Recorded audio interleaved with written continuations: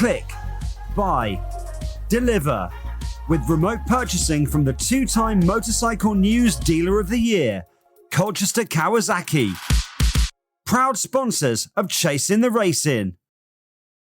3, 2, 1, and welcome back to Chasing the Racing, episode 112. And we're up at Knock Hill Racing Track, and it's the night before race day. It's a condensed the night meeting. Before Christmas, gentlemen. And we're joined by, and I'll get this right, Bournemouth Kawasaki / Hel Performance team owner and rider. So we've got Dave Tyson and Luke Mossey. How are we doing, lads? Very good, well. thank you. Spot on. And by the way, did we get that in the right order there? And by we, I mean him. That was the correct order.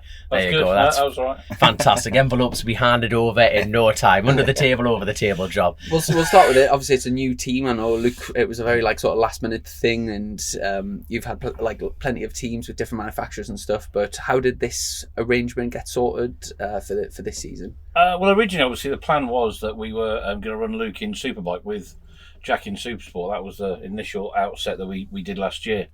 Unfortunately, the sponsor that we had in place didn't happen, fell apart on the last minute.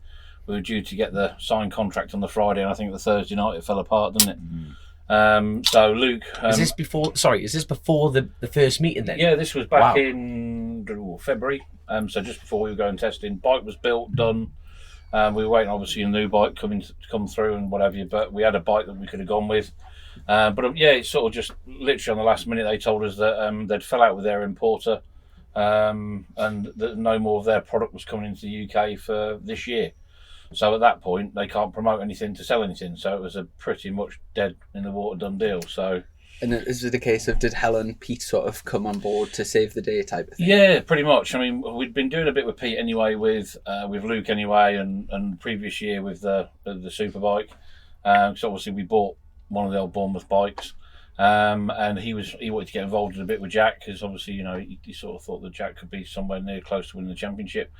And then when it sort of Luke had another opportunity that he explored, unfortunately that wasn't able to come off, and then we all got together and had a tin of beans around the fireplace, and there we are, really.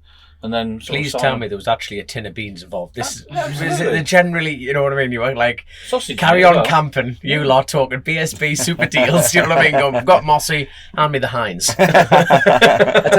Branston. Get out my studio. Get out my studio. Yeah, I've had enough here.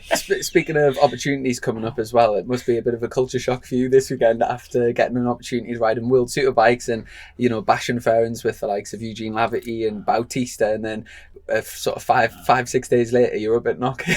Yeah, last week I had Redding and Johnny Ray next to me, and now I've got you and Jack Kennedy. So it's mad, isn't it? It was fine. We had a good weekend last week. The bike weren't as good as what I thought it was going to be. I was pretty happy with the results we got. I got the team their first points in 2 years. So it was a right weekend. I enjoyed it. That wasn't the first time you've been on that bike, is it, with that team? No, I've rode for Pedicini in 18. Again, a wild card, but that was on the older bike. But obviously, I was supposed to be on this year's bike, but we weren't. I was on the 2020 bike last week, which was a little bit disappointing on my behalf because I didn't know that till the Thursday when I got there. Right. So it was a little bit frustrating, but it was all right. So for our listeners out there, so why were you specifically upset about the bike then? What did you expect, kind of thing? There'll be people listening to this going, well, hold on, son, you're on a World Superbike. What's going on? Well, I heard that Bautista and the Ducatis have 260, and I think ours had 220. So I actually out-qualified Bautista in qualifying. And then we got into the race, got on the back straight, and he literally come past me so fast, he tore the stickers off the side of the bike. And we just, I didn't know really what to say to it. I was so gobsmacked how quick it was. And it was just a little bit frustrating because, half that paddock, I don't think that they're actually any better than me. Without sounding big-headed or arrogant, I don't think they're actually any better than me. It's just that their bikes are about £1 million and ours was probably worth about 40 grand. So just a little bit different. But it's always a good experience. We enjoyed it. We got some points. Good for the team as well, obviously getting their first points in 2 years. Good for Kawasaki, so it was all right. I'd rather be doing it than sitting at home watching it, shall we say? Do you know what I mean? Yeah, exactly. Obviously you've had a lot of experience riding the Kawasaki and British Superbikes with totally different rules to the World Superbikes. How did it compare? Like, not comparing it against, like, say, Bautista's bike, but comparing it against the other Kawasaki's you've ridden in BSB. The biggest thing is the traction. I mean, they run full Minarelli traction control, and obviously in BSB you one have of the best named products ever. Exactly. Minarelli. And then you have just Motec with no traction, so it's all more in your right wrist sort of thing. And you know, I was trying to get used to the traction, just whacking it on, because I could see Johnny and Top Rat, you know, they're sort of full throttle before they're off the brake at the Melbourne Loop, and No, you know, they're not. it's just hard to try and process that, and it takes so long. So, like, for example, you get into the Melbourne Loop, if you go 100% throttle, it Does everything for you. Honestly. Everything for you. Yeah, Shut so up, man. The actual thing they measure is from closed throttle to brake, so that needs to be really, really short, or almost an overlay. If you look at Lavity's overlays brilliantly. So he actually brakes, and he's actually off the throttle as he's braking, and then he's actually off the brake as he's accelerating. So Holy there's actually crap. an overlay, and all it is you just go bang, open throttle, and then the Morelli just literally just cracks it on and just takes it round. It was better a few years ago when they could run turn by turn. Mm-hmm. So you used to be able to map it by GPS by turn. So you used to be able to go, right, engine braking would be, Luke would want it more open in second gear at the final turn. And then we're using second gear at the Melbourne Loop. My buddy wants it more closed. You could do that by turn, but that's come away now. What Jesus, sort of lap what? times did you? I watched the racing and stuff, and I seen how well you did, but I didn't actually clock your lap times. I've done a 29.8 in the last race, which was the quickest I've done all weekend, but I've actually done a 28.8 there on a BSB bike in 16, so it was a second off that. So Yeah. So I think if we started the weekend, you know, after the last race on Sunday, I said if we could start the weekend now, I think we could have a lot more better understanding with the bike, and we could have been a bit more further up. But I think around the 15th place mark, really, that's where that bike was at, if I'm honest. Yeah. So, Okay. but it was a good weekend. Like I said, I keep saying it. It was a really enjoyable weekend, and like I said, I'd rather be doing it than watching it at home, because that's the only thing I would have been doing is watching it. So. Oh yeah. And I just want to mention this. When my first memory of you was back in, I was just started racing at Thundersport, and it was a Donington Park, and I think it was Donington Park national meeting, and you get to know all of the Thundersport riders and whatever, and this young lad called Luke Mossey turned up on it was either a R6 or a Triumph, I can't remember back then, and there was like your Thundersport Race of Aces or something, and it was the first time I'd seen a sort of BSB quality rider at a thing, and then from then obviously your career, I've sort of been in the same paddock and stuff and sort of seen, but I tell you what, just quickly, up until that point, I know you raced in Spain and all kinds of things. Just give it a quick run through about like your initial start to racing and like how it sort of went the first few years. Yeah, when my dad used to race in the 80s, he done the wild card in 89 at the 500 Grand Prix, and then it's sort of like a natural progression for, I think, any father, if they're into a sport, you know, they naturally get their sons into that sport. So he bought me and my brother a PW50 when we was 4, and then bought us our first mini motors, I think, when we was 5. And it was only supposed to be a bit of fun, and it got quite serious very quickly, and then it just escalated then, and then here we are today, sort of thing. So How quickly are we talking? Are we talking 10 minutes into the first meeting, your dad's screaming it at was you for the definitely sideline job? It was definitely after the round 1 that it got very serious, and he was sort of shouting and screaming because me and Jamie done quite well straight from the off, and yeah, that was it then. That was it. You know what it's like having your dad there. You know when they're. Did you feel you had a bit of a motocross dad? Yeah, definitely. But, Did your dad not even entertain the motocross side of it? You had the PW50, but never thought let's go schoolboy motocross. he's never been a motocross fan. Right. So he's always been a road racer, and Yeah.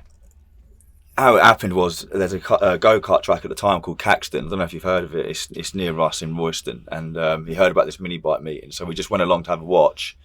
And then a week later, we had 2 brand new Passinis at our house that Dad brought, and then that's how it happened. So, and then we just escalated very quickly, should we say? At 5, and is this like a proper vivid moment that you come from the remember dog and you're standing there with a football and a pair of boots going, Dad, I want to be a footy player, and he's like, nah. And this is when the schooling started going downhill very quickly as well, unfortunately. And obviously Explains a lot. sorry, we've got like so much noise coming through. I think we're parked up on the outside of the M6 this It evening. There might you be an go. idea to close that door. We're going to end up cooking, and I've ended up knacking this mic. Honestly, but we are professional at this. Not they are. We're just winging it, lads. Obviously, back then it was very much 2-stroke, and you carried on with the 2-strokes into some like quite serious racing, didn't you? So from the mini moto days, did you go sort of a Metrokit route? We started on Contis at the end of 03. I become British Conti champion in 2004. And then we went to Spain in 05 to do this Calypso 80cc metric kit thing. That sort of fell apart because I kept injuring myself that year. And then we went to Spanish Championship on a Honda 125, done okay for our first year in Spanish Championship. And then we went to Aprilia in 07, racing against guys like Marquez, Iannone, Redding, Folger, a lot of serious names that are in Grand Prix now, or have been in Grand Prix. So, and then in 08, we went to 250. We've done a whole season of 250 testing on an Aprilia, and we was going to go and do the full season in 09 because it was the last year of the 250 era sort of thing. And then that fell through, and then that's when we come back to UK, done Stock 600 in 09, finished second in that championship, and then went to Supersport in 2010 till 2014, and Superbike in 2015. So it would have been that 2010, that's why I didn't. You just seemed to appear at this Thundersport meeting, and I'd never even heard of your name, and you just absolutely blitzed all the thousands on this 600. I don't know if you remember that. I do, because Gary Johnson was there as well on the R1, and I nearly beat him on the last race, but he just pipped me obviously because he's on a Superbike. I think he was on a Superbike. What was that, on the old Supersport days? No, I was on JT's Triumph, John okay. Trigger's Triumph. And then that was Westie's bike from the year before in Supersport, and then we got that bike for 2010. And Gary, I can't remember what team Gary Johnson was riding for, but I remember it being on a blue R1. But yeah, that was a good weekend. That was actually. No, it weren't AIM. I can't remember what it was now. You've got me thinking. No, I think it was East Coast Racing. They had R1s, did they? I think it was East Coast Racing. I'm sure it was. They had blue livery, definitely, 100%. I'm sure it was East Coast Racing. Oh, you see, we're picking it. But anyway, you nearly had him on a Triumph. Nearly had him on a 675 compared to an R1, so it weren't a bad day. And we don't actually get to speak to that many people that used to race two-stroke 250s. And am I right? Did you do a few wild cards at Grand Prix on that? Yeah, we done the British Grand Prix in 09 on the 250 when I was competing in Stock 600, but at the same time that was our Sabre Sport, who we'd done all this two-stroke stuff with, and he sort of said, look, let's get the 250 back out for the last time. I think he still got it actually in his garage, but yeah, that was a good experience, racing with Simoncelli and people like that, some proper big names. So something to tell the grandkids when I'm older. I was about to say, what's the biggest name? What's the biggest scalp you've got? Who have you sat up? Who's the most famous person you've sat up? Well, it's funny because obviously I was teammates with Hector Barbara last year, but he actually sat me up massively at that 250 Grand Prix in 09 and gave me the finger and all sorts. And I told him last year hold on. He sat you up and then gave you the bird. But what a classy guy. Exactly. And then I told him about this last year when we were teammates, and he obviously couldn't remember, but I bloody still remember to this day. So I'm sort of taking that to my grave a little bit. You're not tempted to give it back to him, like? I did last year. Good lad. I gave it back to him last year, so it was all right. I made up for it. And so what made you employ this then? To be honest, my first memory of you was European Stock 600. Oh yeah, I forgot. With the wild card when we beat Marina. When you beat Marina at Silverstone, yeah. I forget about all these things. I was in the old Sabresport R6. You've had some right sort of one-off rounds and stuff. Some right experience. Just been in a nearly man all my life, haven't I? And I tell you what, we'll catch up to where you were when you first joined the British paddock in a bit. But we'll just go. Obviously, Dave, I know you've been in the paddock for years and all kinds of different teams and classes and all sorts. And from your Facebook, I know you're into a bit of car. There's a car side, maybe bumper racing or something. So go on, just give us a quick run through of how you got into the paddock and your first stupidity, really, but aren't we all victims of that? Yeah. I started car racing, kart racing back in the day, and then did car racing, and then car racing got quite expensive. And one of my mates, I was running a Yamaha shop at the time. One of my mates, Chris, said to me, "Have you ever had to go on a bike on the circuit?" And I was like, "No." So we went. I remember going on. It was February. It was February the 14th. My missus was really happy with me. We went to Silverstone and went round and did my first ever track down on R6. And I actually quite liked it. It was quite quick, and I was like, "Oh, that's cool." And he was like, "Cool, let's go racing then." So we did. We went did the KRC Endurance Championship. Did that for 3 years. Actually, really enjoyed it until 2006. Broke my back, got hit from behind from Mark Halverson Smith, and then I started helping Jamie Hamilton. I don't know if you remember young Jamie. Started helping him in 07, 08 when he first came over. He's 15, and then it sort of gradually got worse from there. So. Gradually got worse. So 09 we decided that I wasn't going to do any more car stuff, and we were going to start our own bike team, and we did, and we got a title sponsor.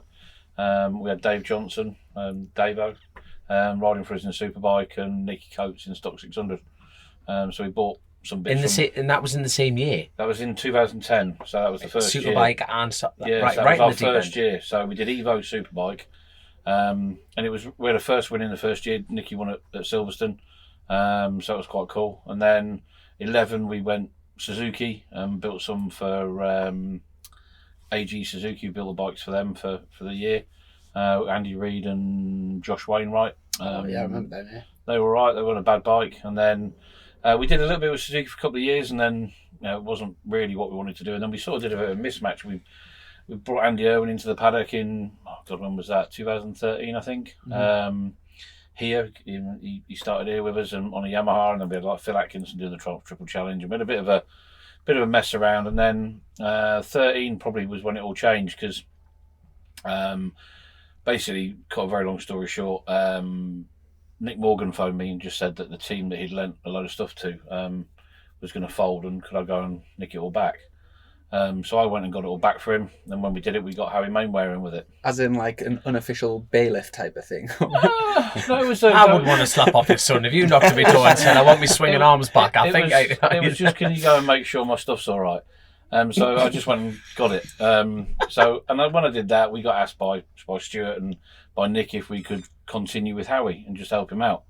So we did that weekend. Our first weekend, we sort of took two very bad superbikes, built one good one out of it, and he finished 8th that weekend, which was amazing at Alton. Mm-hmm. We did finish the year in 13 with him, and then we got a good relationship with Kawasaki going. So then we signed Danny Buchan and Ben Godfrey, John Kirkham for 14. And didn't have a bad year in 14. Obviously won the stock championship with Danny. We had some good results with Ben, and then we got to the end of 14, couldn't really get a deal done with Kawasaki to continue it, and we got an offer from MV. So MV gave us an offer of full factory support. I'm sure that year that you've just mentioned, I'm sure, did Gary Mason not ride for you? Yeah, Gaz rode the end of the year. Yeah, he had a cracking ride at Cadwell, didn't he, in the wet one? Finished 4th. Yeah, gutted. And then we started on the front row at Silverstone as well. So started 3rd, but the engine was dead. It was done its mileage. But yeah, it was a good year. Gaz, you were a good mate of mine, and we sort of kept in touch. But it was sort of a year that I didn't want to. For me, if we'd have gone 14 and then carried on with Kawasaki, I think we could have done a lot more. I think in hindsight, the move to MV was good. We learned a lot more technically. So you learn how to. Because they tell you get lots of support from the factory, you don't. What you get is, don't do that. You will get some bits in a bit of while. Because it's not exactly the you wouldn't necessarily pick that bike out of all the manufacturers in the beer. Like, not many people run them. No, Supersport is definitely a mega bike.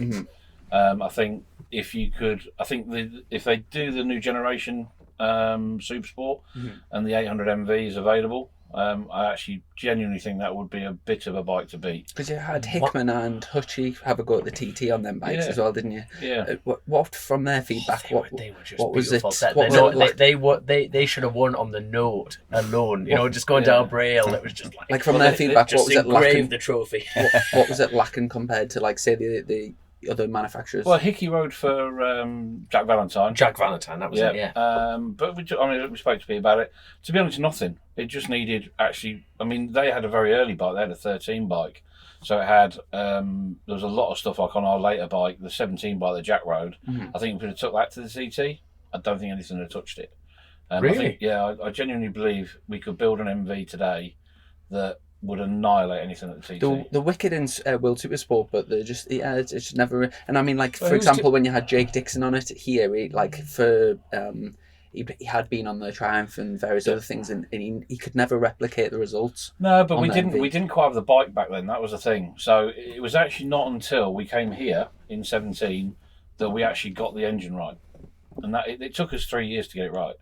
But then when we got that engine right for Jack in 17, we had 14 podiums, 5 wins, kept Kawasaki off the podium until we got to second Alton. It was only Yamaha and an MV that was winning from round 1 to second Alton.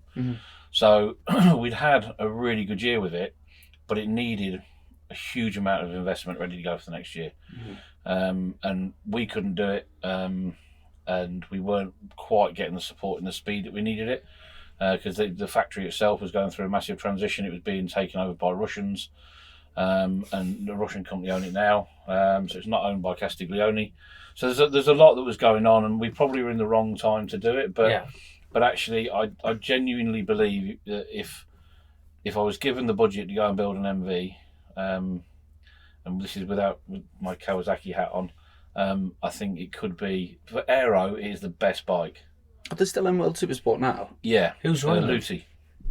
So it's not a factory team anymore. So the guys that are running it, Paolo and whatever, then they're assisted by the factory. But Just getting nose down the phone. Don't do that. yeah, unfortunately, the Russians don't get racing like the Italians do. So the Russians look at it as it's a drain of their resources. And the Italians look at racing as it's the be-all and end-all of life. So when you've got a bunch of... It's been owned by Italians previously that had Cagiva as well. You know, when they come in and they go racing, they put their heart and soul into it. And that's what I love about them. Yeah. And that's what kept us there so long, I think. But on the other hand, when it's hard to get the right bits and you get them on time, and you know, it just never really worked out. So obviously we decided at the end of last year that after doing the deal with Pete, we were going to go back to Kawasaki, and you know, we had a good meeting with Ross last year about doing what we wanted to do, and here we are, and you know, flying the green flag again like we did in 2014, and hopefully we'll get similar results to we did back then. Because that's because you're running the 636 now. Now it's interesting you were saying you could build an MV that could whop, you know, like at the TT. That's what you say. If you had the correct budget and everything like that. Yep. Now, unfortunately, they don't allow the 636. That's what you're running with Jack, isn't it? The 636. Fortunately, they don't allow that bike in at the TT. Not yet. Not do you know something we don't? Well, please share. There's a question being asked Brilliant. at the minute. The 636 looks like it's going to be available for World Supersport for next year. Fantastic news. You know, we would expect that to be the transition from the 600, which is obsolete. Well, that's it, because they're not making them anymore. You know what I mean? No. That's they don't even, the Yamaha have stopped making them. Yeah. But you can get them as a race package. Is You that get it as a correct? race bike, yeah. But you can't buy them as a road going thing. Yeah. So, but have you? Yeah. Sorry. I'm just going off on one here. But have you heard they brought out a new Honda? Yes. There you are. I saw one at Alton Park. What do you make of it? It looks very similar like the old one, but it's just got a set of wings on it. Who doesn't like wings? Face it. Do you like wings? Chicken No, wings. no. What to be honest, if you look at the new ZX10, the wings actually work, and they're not really on the body. You don't see them because the aero is built in. I actually think that's quite cool compared to having sticking two sideboards on the side of it. No, you see, I'm far too uneducated to be a combat pilot, and that's as close as I'm going to get to flying a jet, aren't I? Can you feel it? I've asked him millions of times, and he gets pissed off the more I ask him. Can you feel the difference between the inlets on a Kawasaki? Yeah. They're not really winglets; they're like inlets, aren't yeah. they? So, If I'm honest, I can't. right? Actually can't feel the massive difference. I'm sure if I could back to back an old bike and with that one. What about from last week? So obviously the bike you rode at World Superbike last week was the old bodywork, Right? Yes. and then you've used. But then it had full Minarelli traction, and I was just doing that, and the traction was just working. We went wheelie with the traction, so it was hard to. So say down the straight, you go full throttle, no back brake, nothing. Nothing. It just keeps. yeah. Just hovers going down the straight. So the sort of the data engineer or the guy setting the electronics up has a big impact. Yeah. On how good the bike is. Yeah, type of thing. definitely. And I guess because we talk about this all the time on the podcast as well, like the BSB rules, I presume you're a big fan of having no electronics, and then it's much more even. Yeah, definitely. I think it's better in the right wrist. I think the traction can get really expensive and really complicated for BSB spec, and I don't think it's really necessary. I mean, if you took one like a Halloran or somewhere there, I think they could be around in the top 10 on their BSB bike anyway. So Really? yeah, I Really? think so. Yeah. Jesus. So Would you want to ride that bike full whiskey? You know, the one you were on? Do you reckon you could go quicker? Sorry, turn off all the Morelli and all that crap. Do you reckon you would have gone quicker on not it? on that bike, I think. No. It's tricky because obviously I've not ridden a super bike since October. Right. So I've been on stock, riding stock all winter, Yeah. getting into stock mode, and I got chucked straight in the deep end at World Superbike that I've not ridden before, and I've not ridden a superbike since October. So it was hard trying to get. It took me most of the weekend to get back into superbike mode, like up to speed with the tyres, suspension, everything else. So it was a tough weekend really, but. Now, with your stock bike, now we're having the less ponies and you have got a little bit of electronics package. Are you more tempted to run less electronic aids with less power.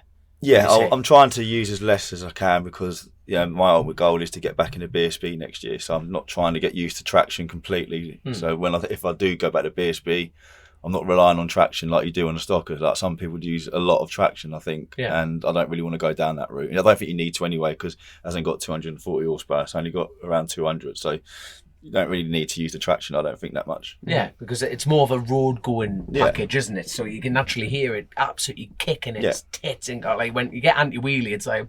And see the bike physically drag back, can't you? But normally with me riding one. So. Are you enjoying riding the stocker and like sort of have it? Yeah, mate, I'm absolutely loving it. I know we're only at round 2, but I really am enjoying myself at the moment. I'm really enjoying my riding. Obviously, I do want to get back to BSB next year. That is my ultimate goal. But we've still got a long year with the stocker, and hopefully we can win some races and hopefully challenge for the title this year. And I think we can. The bike's really good. This new Kawasaki, I think, is a really good package, and like I said, I'm just really enjoying it, mate. It's like I don't see it as a backward step. I see it as a bit of a sideward step this year. I think stock's, it's one of the toughest that I've seen this year with the riders in it. So it's like this morning there was like a 10th separate. 2 tenths between 10 riders or more like around here, and you're struggling to find them like little bits, aren't you? But like in the FP2 today, I came in and I was 6th, and I was just over half, or like less than 1/10 off 0.068 it was.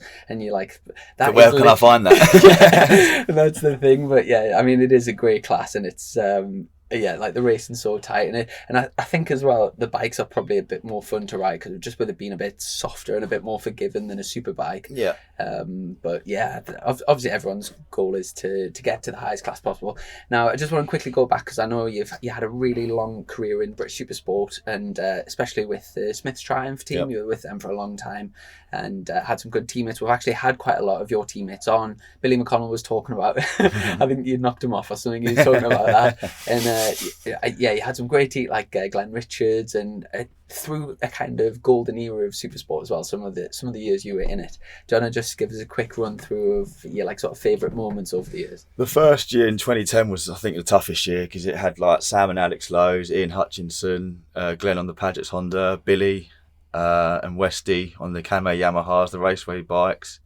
Sam Warren on the seat and tuning Yamaha. I mean, there was a lot of good. Like that was a really hard depth of field that year, but we had some good results. I think we finished 6th a few times, and finding our feet. I was only 16 when we come to Supersport in 2010, so I was very young. Riding with all them experienced guys that have been in the class for a good number of years, especially like people like Glenn and stuff. So yeah, I mean, it was a tough year. And then we went to Smiths for 2 years.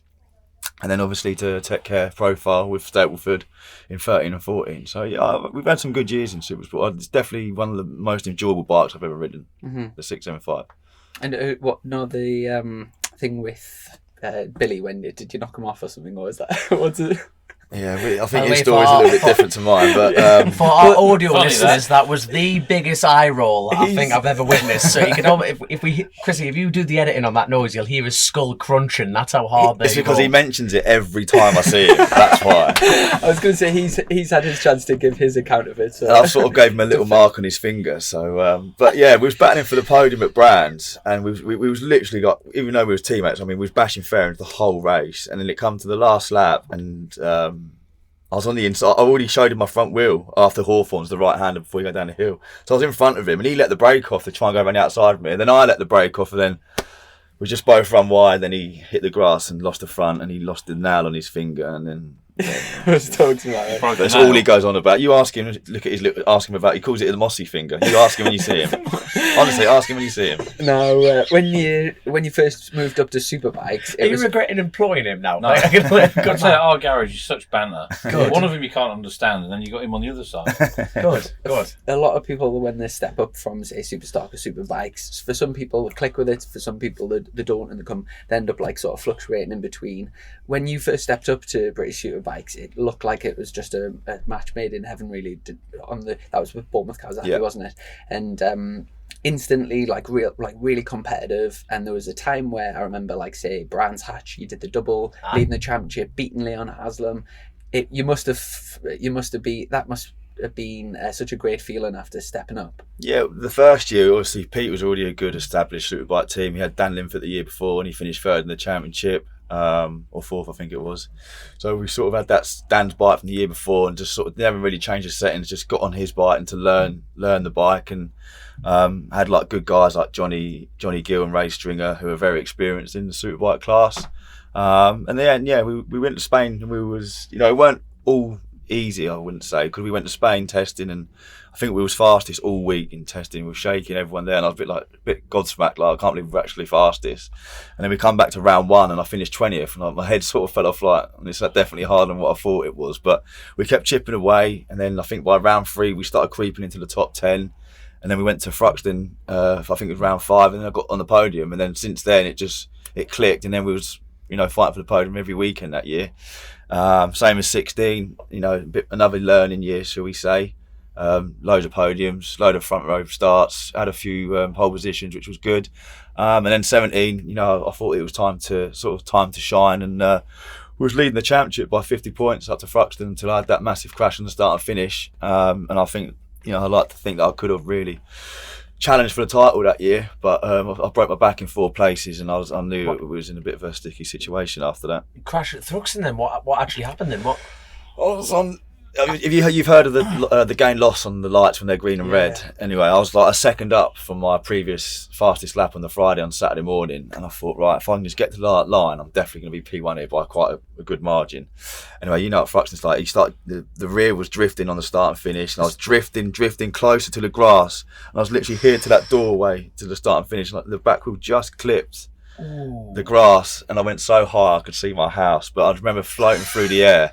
And that was the biggest crash I've ever had. It was horrendous. I mean, I knew I'd done something to my back because my legs were numb, my feet were numb. And I thought, I better not get up for a little while. But yeah, then I was in hospital for a week. Luckily, I didn't have to operate. But it took me a long time, like physically and mentally, to get over that, shall we say. Mm-hmm. I can remember this on social media because you're a family man, aren't you? Mm. How many? I've got two little girls. 2 little girls. I remember that social media post. Yeah, you were in hospital with your girls and stuff like that. I was like, Jesus, wept out. And that's what happened. Yeah, right? That hurt, that did. You want to do that every weekend, I can assure you. No. Did he get pole then? Because the bike would have, if it was that close, the bike. I got a second, even though if they've got the footage of me flying through the air. The start and finish, you see, I'm flying through the air, and I still went second with that lap time. So it would have been a pretty special lap if I could have actually made it. I'm Paul in your wheelchair. Exactly. The back's done in, but I'm here. Let's do this. Exactly. Where's me watch? Stuart, where's me watch? Do you know, like sort of if buts and maybes type of thing, but that's like if you're just looking at the statistics of your career type of thing, it does sort of massively look like up, and that was such a obviously there's nothing you can do to change it, and it's a horrendous injury, and to be honest, you've done well to even get back back to racing, but you must sometimes think like if only. Yeah, it's so frustrating because I think that could have, if we didn't have that crash, who knows where my career could have gone. I'd like to think the world stage, but I've had a good life in racing. I'm only 28 now. I like to think I've got another good 10 years in me. Obviously at the moment we're in Superstock and I want to be champion, but I still want to be BSB champion one day. So, I've still got a bit of time. I still feel like I've got a lot to give in racing, especially in the British paddock. So, yeah, just got to wait and see what happens now. Mm-hmm. Good lad. And so once what was the recovery time like? A few months or something? It should have been 4 months, but I was racing 4 weeks after, and I shouldn't have been. It was the only reason I did was because we. I still could have made the showdown, and in race 1 I actually finished 5th at Silverstone. This is 4 weeks after I broke my back, and then in race 2 I just got a bit paranoid. My back didn't feel right, and we just missed out to Jake Dixon, I think by 2 points at the end of the weekend. So, but even if I did get in, we wouldn't have done anything because I still went right until way past like near Christmas time. So we wouldn't have done anything if we got in anyway. It was just nice to be in the top 6 sort of thing. But yeah. And then did you do another year with Bournemouth? Another year at Bournemouth, and it was a tricky year because they changed the bike a lot to suit Leon, and. Was this pre-red top as well? So we had the red top Kawasaki with the titanium internals. Was this would have been before was that year? In 18? 18 was the last year of black top, 18. Yeah, it was, wasn't it? So red top came 19, 20. That was it, yeah, because everyone was whinging about that. It was hard at 18 because we still had front rows. We led a lot of races, but it just never really clicked that year. And then obviously me and Pete parted ways, and then I moved to OMG on the Suzuki. And then the BMW, but not really OMG's fault at the time. I don't think the Suzuki in 19 and the BMW last year were the bikes to be on.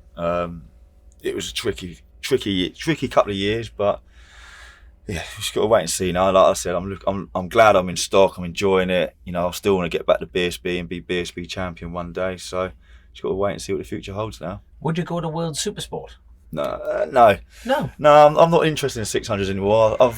You are? Way too big. I've been there and done that. I've done Supersport for so long, and then we've done a few wild cards in that as well. I've rode like 600s a lot, and you know, Dave's right. I'm too big as well. You know, How big?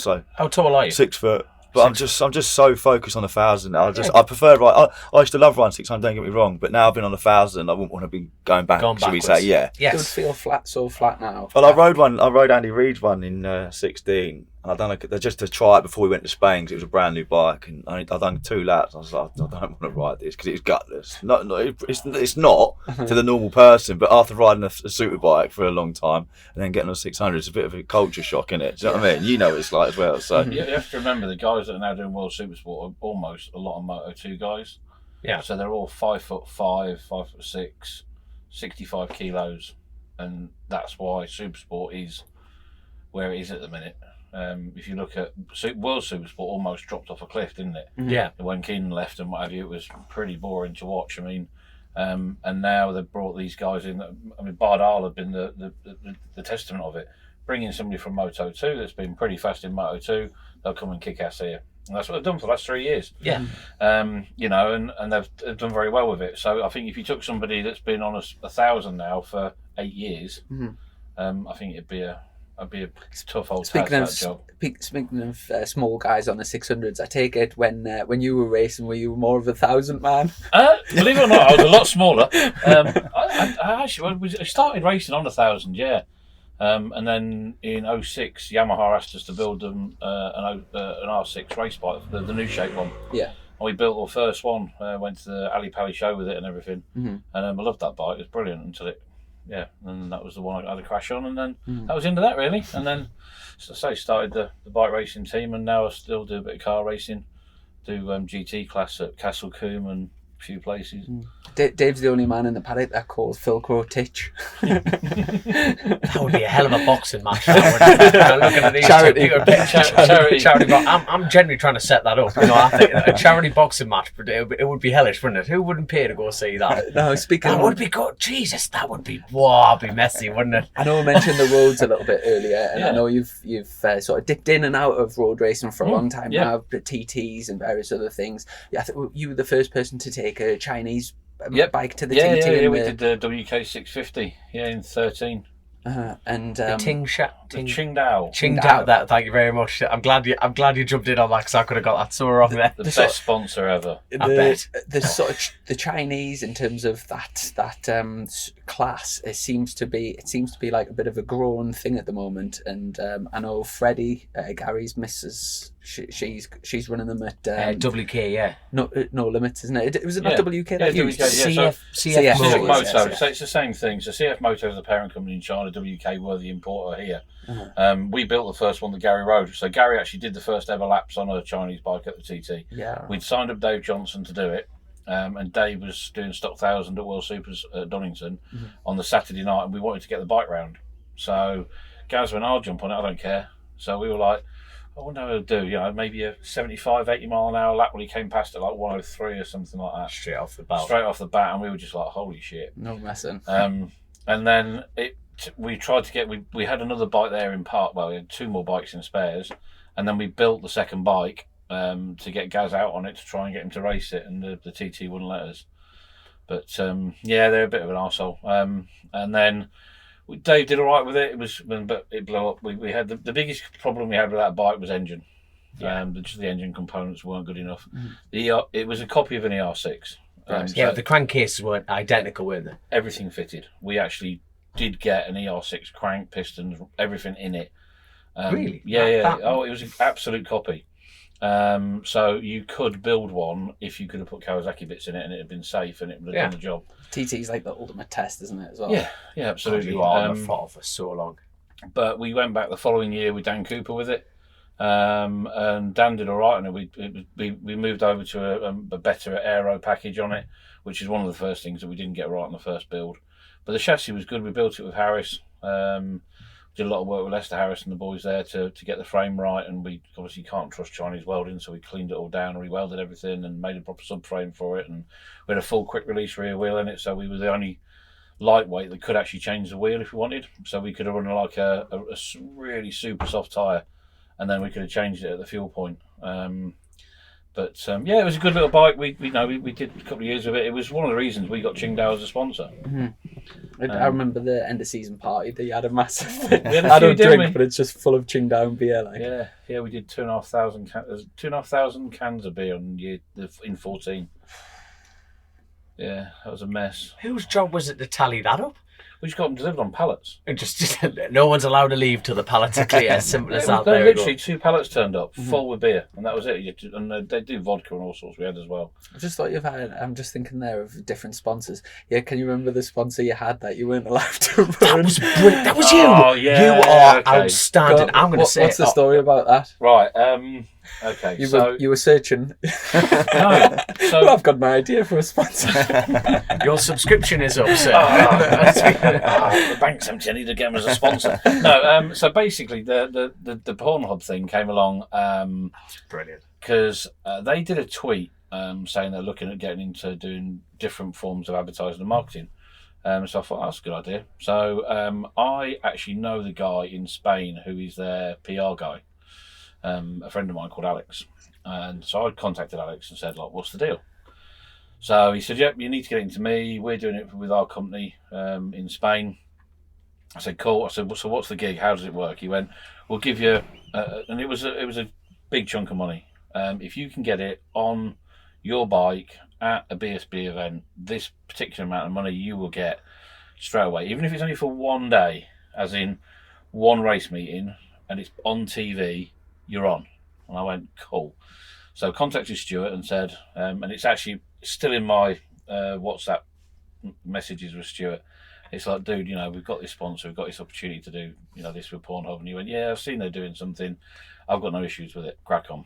Right. So, cool. So we did it, and we needed some photographs, and we tried to be really clever. If you look at the bike, how we hid it, even as the bike had a bit of white, we put the first part of their name in white with a black outline, so it was quite well hidden.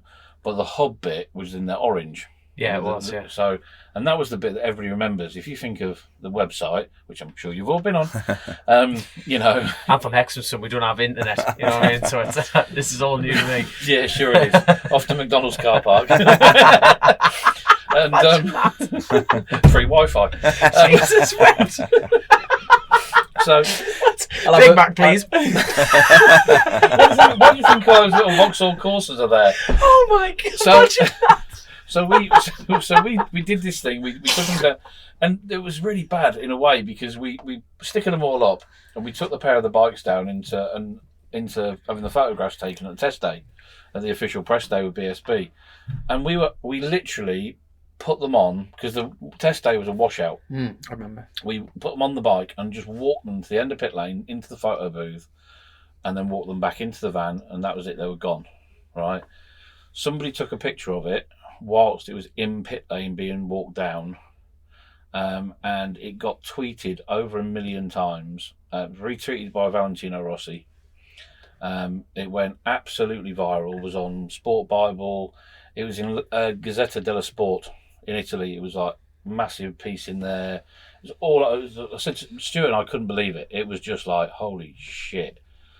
And then we said to Stuart, everything all right. He's like, man, you need to be a bit cool with it. Just be sensible with it. Don't be stupid. So at the time we were still Qingdao Racing, but Pornhub were a secondary sponsor because we didn't want it as Pornhub Racing. It would have been a bit obvious. It would have been better, yeah. It probably would have, but it was a little bit too obvious. So yeah, of course it was, you have to play the sensible game. And then, unfortunately... the sensible game with them as a sponsor. But if you think about it, like Paul Bird had Minx Flicks, so that's a similar thing. Yeah. Mm-hmm. Right, so it's not as if it hadn't been around that genre of, but not probably that high profile of company. Right. So then we went to the first test day, the first BSB round, and Stuart came and saw me on the Thursday and said, "Need to have a quick chat, mate." I was like, "Okay, yeah, cool."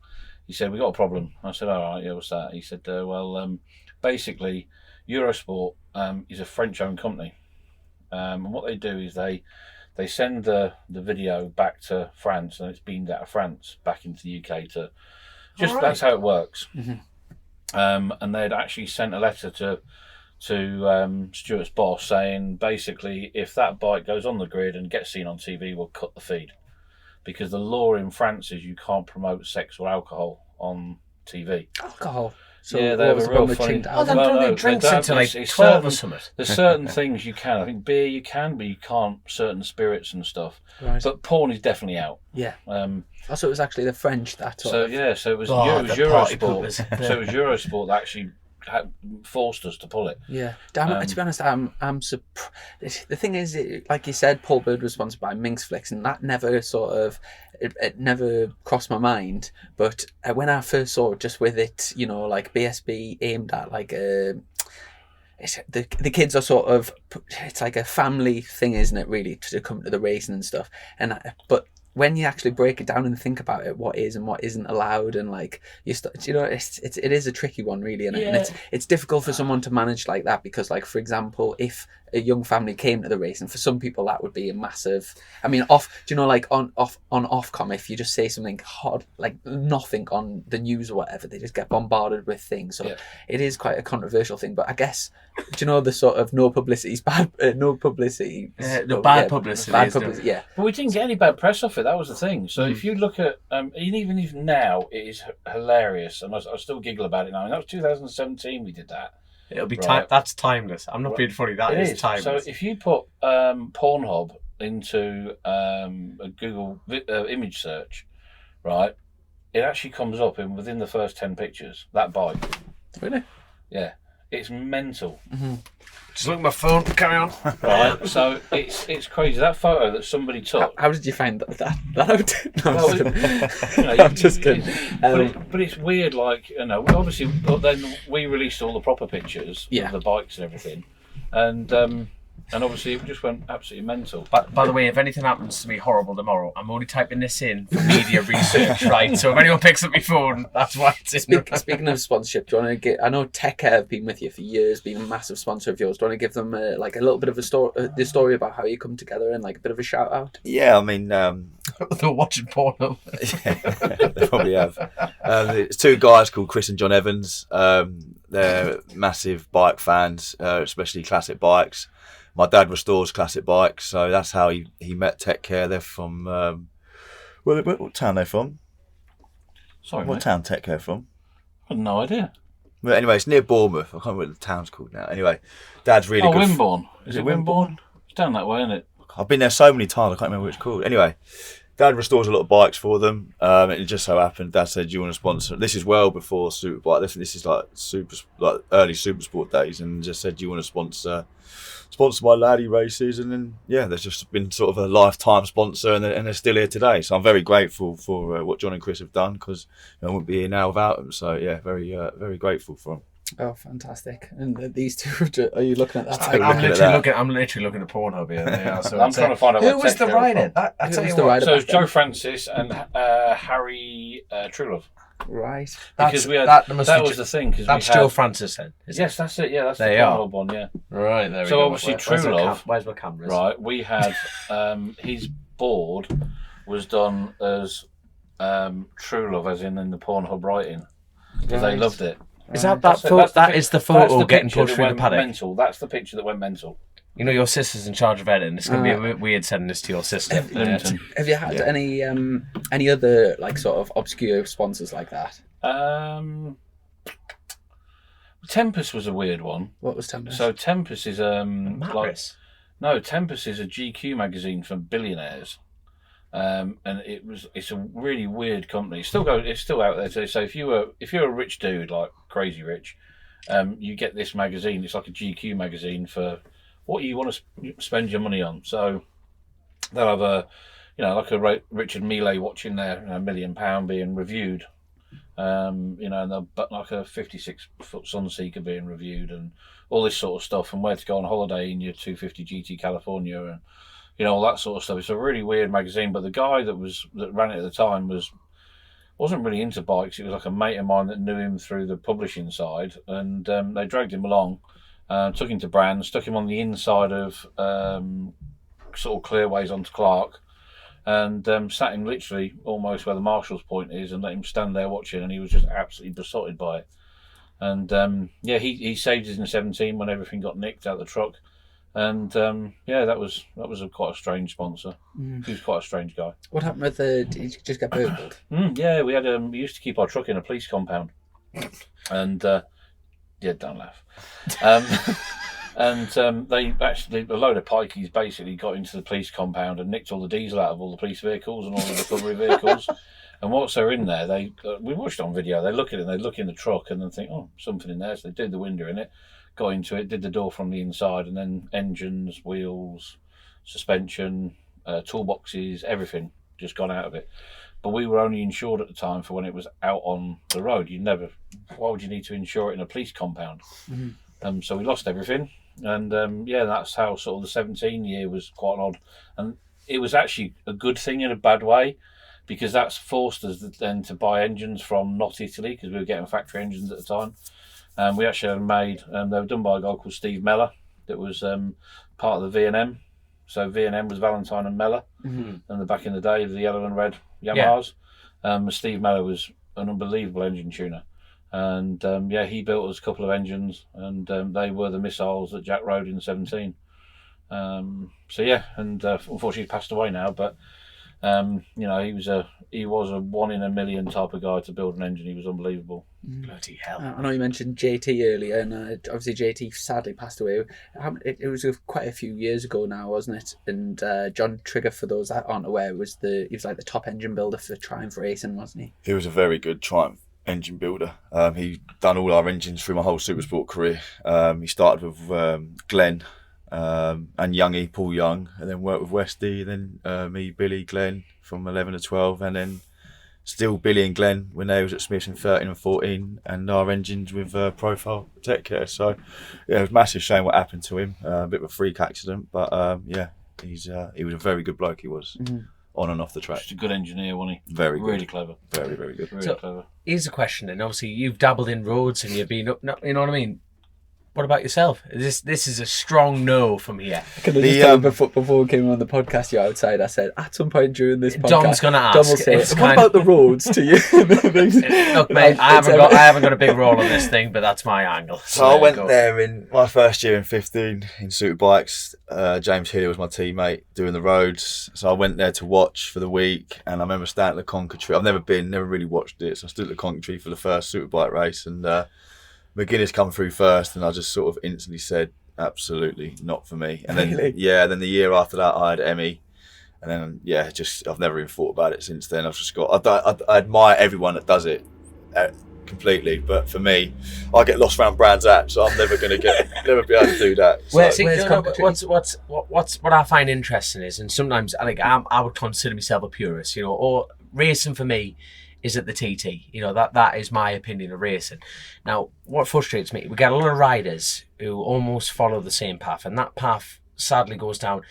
My short circuit career wasn't working, so I went to the roads. Yeah, for money. Not even the money, the chance of like getting up. Yeah, no, it is. There is a drive for the money to keep themselves in the game. There's good prize money in it. That's what you have to remember. 10 years, you're saying, in your opinion, 10 years left. I fully believe that. Yeah. Next year, you're hung up dry, for touchwood, for the love of God. Nothing's on the offer. Nothing's on the table. Absolutely sweet FA. Right, son, you've got a British Superbike ride if you do this. I don't think that. I've never even heard of it. No. That's a stretch. That's a sore subject. No, it is a sore subject. But you see, the thing is, that has happened for previous riders, and they've gone on to do absolutely amazing things. I'm not saying that is the right thing to do, but a dream is a hard thing to put down. Yeah, you know what I mean. It's just different when you've got kids. I've got 2 kids. I've got exactly. a lot of responsibilities at home. I think the short circuits is dangerous enough anyway. Yeah. TT I think is absurd now, the speed of the bikes. And like I said, obviously, full credit to the guys that can do it and want to do it. But for me, it's not worth it, mate. Yeah.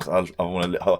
I think I'm going to live forever still at this time. So I don't. It's not for me. No, good. No, you're sticking by your guns. Yeah. You know what I mean? That's why it's you've got to stick by. I that. think it's the sort of thing that you've got to really want to do, Aim not under to that, be yeah. pushed in to do it, and then Yes. because mistakes can happen, and we know the consequences. So Yes. I think it's definitely something that you've got to really want to do, not to be pushed Yeah. or half-hearted doing. Yeah. So Do you know you mentioned earlier about your brothers? Did you say Jamie? Yeah. Did Jamie carry on racing or? no, he stopped racing in 2010, I think. He sort of had a couple of years from 08 to 10, just doing a few wild cards in 125s and stock 600s, and then he just said to me, Dad, one day I've had enough, I don't want to do it anymore. He actually done the first year in 07 in the Red Bull Rookies. He did. right. Didn't have the best of years. He had a lot of mechanical failures, unfortunately, but he had. It was no mug. No, he was good. Jamie was a good 125 racer, but he just got to the point where he wanted to do something else. He just didn't. He just literally just woke up one day and said, "I'm done with racing. I want to do something else." What age was this then? Probably about 15. Oh, when he done the Red Bull Rookies. No. I mean, when he just went, what? I think he was about 15. 14, Really? 15. Yeah, he just said, "I don't want to do it anymore." What's he doing now, your brother? What isn't he doing? He's got his own recruitment company. Time. He's working for one of my personal sponsors, actually, called Amberstone. They're a security camera company. Filming your truck getting broken. He does car finances. He's got a lot of his fingers in a lot of pies, but yeah, he's happy, mate. He's got 2 kids. He's married a few years ago into a nice family, so he's got a good life as well. But yeah, it was a bit out of the blue for me and Dad, because he literally just woke up and said, I don't want to do it anymore, and that was that. Pulled the plug completely. So. To be fair, he manages you a bit now as well. Doesn't Yeah, and he he manages me now, doesn't he? He brings That's on a good. lot of sponsors, and Jamie is quite good. He can talk sort of a tortoise out of a shell, so Does he's quite good at that. So does he come to the races still then? He comes when he needs to. Obviously, here, Knockhill, he's not going to come to, because this is a 7-hour drive for us. Alton's 3.5 hours, so he'll be at Brand, Fruxton, the fairly close ones.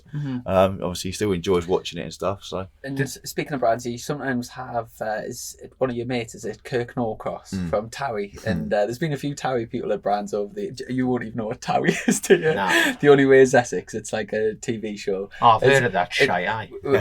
Were you and Kirk just mates for years, type of thing? no, I met him. Why are you shaking your head? I've met him I'd through a rather mate. paint Jack dry. Blake knew him. I can't remember. Yeah, it must have been about 13. We met him. We brought him to one of the races, and then we just sort of hit it off. So yeah, we've just been friends ever since. He's come to a few That BSBs. explains a lot, to be fair. Well, he's not far from me, is it? So Well, pulled up socks and all that sort of stuff. but I can pull it off, can't I? So. Did you live in Essex? It went quite quiet. No, the thing is, people are hard to see because people think I'm from Essex. I'm not. I'm from Royston, which is Hertfordshire. So where I actually live, I'm About literally. 3 miles. Was it? It's not far from Essex, obviously. I'm literally on the border, but I'm actually from Hertfordshire. So The end of his road's in Essex, just his road 7 doors up. I'll tell you what, before we go, just a few quick fire questions. This is for both of you. We'll go Luke first. What's your single best racing memory? probably doing my double at Brands Hatch in 17, my first BSB win, and I was happy with the first one. I was sort of ready to go and party then, and then come to race 2, we done it again. And I was like completely shocked. So yeah, I had a good night that night after. Yeah, for you, Dave. Championship with Danny in 14. Qingdao stock, and that's Stock 6,000. Yeah, just a mega year. Oh, fantastic. Another quick question. You're going on, like, say, a stag do. You need to take, we'll go 3, keep it short. 3 people from the racing world. Which 3 people would you take? Billy McConnell, probably Shaky, and Johnny Gill, which is my old crew chief, because he's good at a party. So Fair enough. Wilf, obviously. I'd have to take him because I go over there and get pissed with him. Corsa, he's a naughty night out. I didn't think of him. And probably Billy again. I've had a few naughty nights out with him, to be fair. So yeah. Were you not going to run a Ducati or something like last year or something? Yeah, before? we when we did the deal with Gino, one of Gino's sponsors was buying it from Bricks, who are now the Pata sponsor as well. Right. And the deal never really sort of came off. It was unfortunately sort of held up by lots of bits and bobs. So that's why we ended up buying the Kawasaki from Bournemouth, and that's why the Kawasaki thing all came back, and that's why we're here again today. So, fair enough. things happen for the right thing, don't they? And finally, who's top 3 for British Superbike Championship this year? Halloran, Iden, and Taron, I'd say. Yeah. Right. Agree with the first two, and I'd put Bridewell in there. Bridewell, yeah. I tell you what, O'Halloran and Iden are just on one at the moment, aren't they? Like, we had O'Halloran on, was it last week or the week before? At some you know, point you think we had him on. all the years he's been in BSB, just chipping away and getting injured, and ups and downs, and something's really clicked from this year, and he's never been on the podium here at Knockhill, and obviously race 1 today, he was right up. Him and Christian just seem to be the two guys at the moment, don't they? Yeah, I mean, Jason runs on confidence, definitely. Because when he's confident, he is almost unbeatable. Well, he was unbeatable when he at Alton. Yeah. Obviously secured his own place in the showdown already. Because if you win 3 races, the rule is you're in the showdown straight away. Really? Yeah, that was out last year, wasn't it? That came out. I don't know if it's been carried on to this 3 year. in a row? If you win 3 in It a is row... this year. Yeah. I think it is this year. 3 Shut up, man. So he's already qualified for the showdown. So that he effectively now could actually drop out and he could automatically go into the showdown. There could be 7 in the showdown. Right. So it is. Also, someone just told us the other day that this year there's 8 in the showdown. I think there is. Yeah, so there could be 9 if Jason didn't make it. Why don't they just extend it to the rest of the grid? Well, it's a bit. Oh yeah, no, they had a system like that, Who's ever didn't going to they? win 3 in one weekend, especially on the new rules? I mean, to do it, that's special. It's You been know. done Yeah, at round 1. Yeah, but look how he's riding. Oh god, there's no denying. Unbelievable. So he rides a massive confidence. So I think whilst they've got him in that bubble, I think he will be hard to beat. Christian's had a good win here today, and I think he's going to. I think a lot of them PBM eggs are starting to move. You look at Josh. Well, Josh hasn't had a good start to the season. He never does he? Let's be fair. No, he did that last season. You know what I it's mean? round 3 when he starts to get his head in. But it'd be interesting how much, PBM will pick a favourite. I think. I think that's how it works. I think they do end up having one rider they put a lot more effort into. That's just an outsider looking in. And I think that Bridewell County was leading the championship until Alton last year, and he could have, he was close to winning the championship the year before, and they've got a lot more knowledge now with the bike and what have you. They've done a lot of their own stuff, so the bike's a little bit different to PBMs as well. So I think that'll be good. And they've got a mega crew in there. Yeah. So for me, I think Bridewell's the little dark horse. I've got one more question. I don't know if you've. I've only got one more question. And I'll go. What's the biggest regret, racing wise? Oh, you twat! I have to think. Was that yours?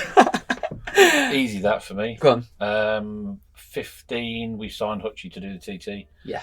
We did a deal with MV that we would get Clazelle's bike to do the TT. We went to collect the bike with Hutchie and Spanner to go and collect the bike from World Supers. And the team hadn't brought the bike to the UK for us. And then there was a massive row between the hierarchy of MV Racing and the owner of MV Augusta. We never got the bike. We ended up building a bike here. It was on Kit Electronics, which was garbage at the time. So it blew up itself at Northwest, and he then went and rode for Grant. Did 2 with Keith and did the double on the Supersport that year. Right. So that's and it's actually in Hutchie's book as well. But that is my biggest regret in racing, was that we didn't get the bike we were promised by MV. Yeah. For him. But when he was coming back, he was so hungry. Everything was, for me, it was that perfect moment to get Ian on a bike, and it never happened. And I know it's a regret for him as well, because he wanted to be the guy that won with MV. Because I think there's still you love the roads. If you look at Ago, and I'm good friends with Agostini, and you speak to him, if you could get an MV at a TT again, I think it's a big thing. Yeah, the way you're talking previous, it's the future's bright, the future's porn. I mean, MV. Go on then. It's hard. I don't really. The only one that really springs to mind is that you don't live in Essex, 7 doors down. Yeah.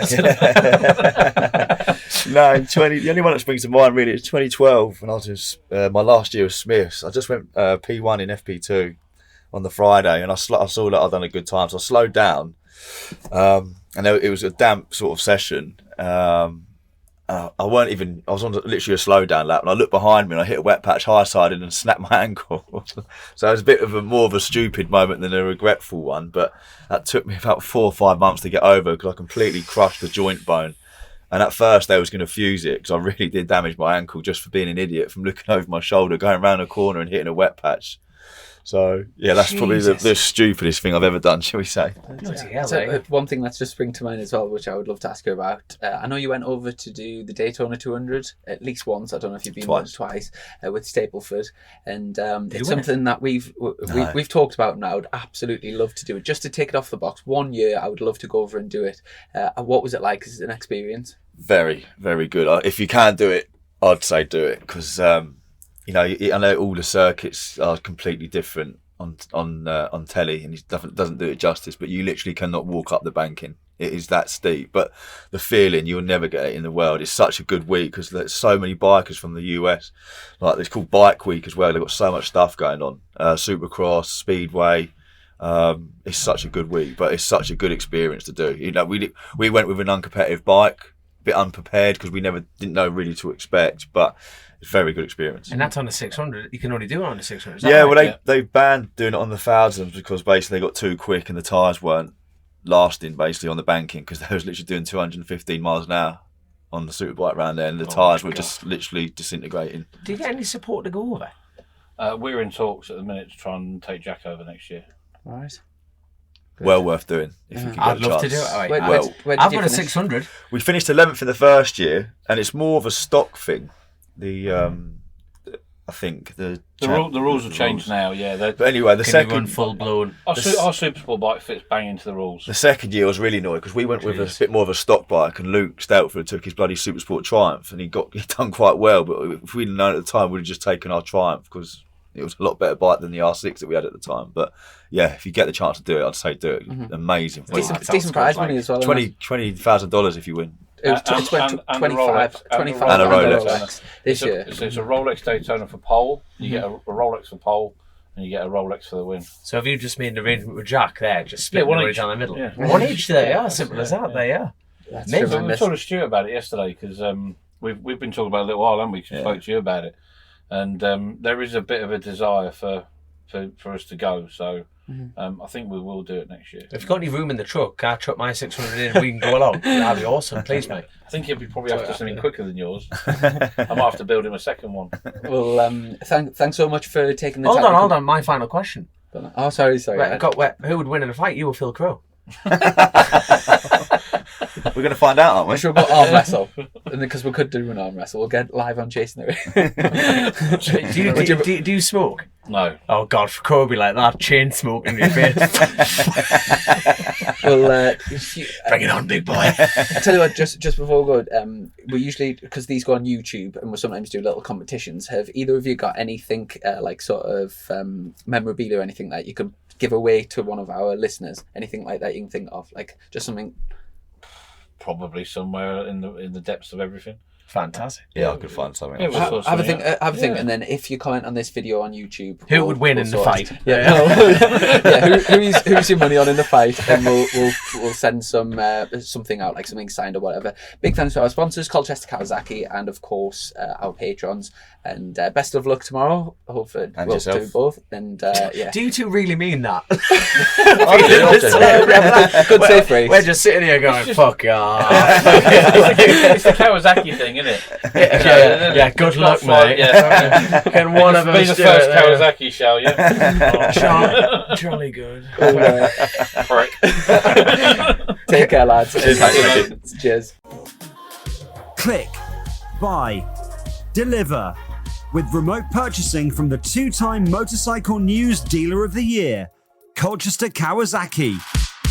Proud sponsors of Chasing the Racing.